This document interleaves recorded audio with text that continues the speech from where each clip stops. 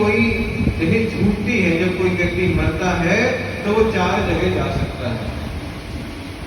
पहली है अगति।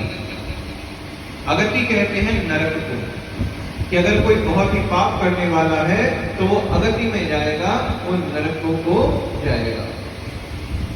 उसने अगर आत्महत्या करी है तो वो प्रेत योनि में जाएगा। दूसरी होती है गति। गति को कहते हैं स्वर्ग जाना। अगर कोई पुण्यात्मा है, आपने तीर्थ करे हैं, आप मंदिर गए हैं, आपने निष्काम भाव से पूजा पाठ कर्मकांड करे हैं, तो आप जाएंगे स्वर्ग। ये है गति। तीसरी होती है मुक्ति। मुक्ति कब होती है? जब आप ब्रह्मा विष्णु महेश की एक मानकर पूजा अर्चना करते हैं, उनके नाम का जप करते हैं, तो आपको वैकुंठ मिल जाए, शिवलोक मिल जाए या ब्रह्मलोक मिल जाए, तो आपकी हो गई मुक्ति। लेकिन मुक्ति का लोग मतलब निकाल लेते हैं मोक्ष से। मोक्ष है चौथी गति। तो मोक्ष पे आने से पहले मुक्ति को समझने का प्रयास करें।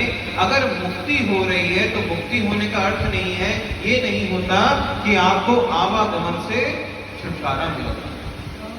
मुक्ति होने का अर्थ है कि आपको एक लंबे समय तक इस संसार में नहीं आना पड़ेगा। जैसे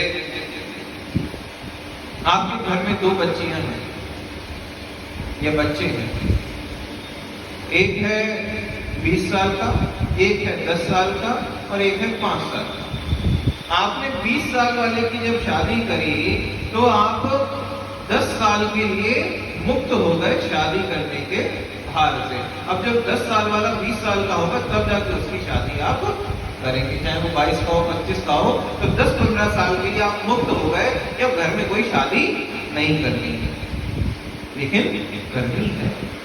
केवल 15 साल के लिए मुक्ति मिली है और फिर उसके बाद फिर 15 साल के लिए मुक्ति मिल गई।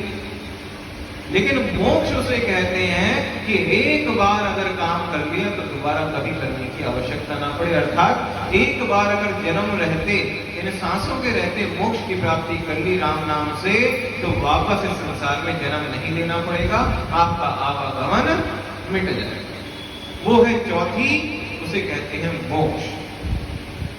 तो दोबारा समझिए, पहली है अगति, नरक या फिर अधर योनियों में जाना, भूत प्रेत आत्मा बन जाते हैं, जो पितृ योनि में चले जाते हैं, वो होती है अगति। एक्सीडेंट में जिनकी मृत्यु हो जाती है वो अगति में जाते हैं।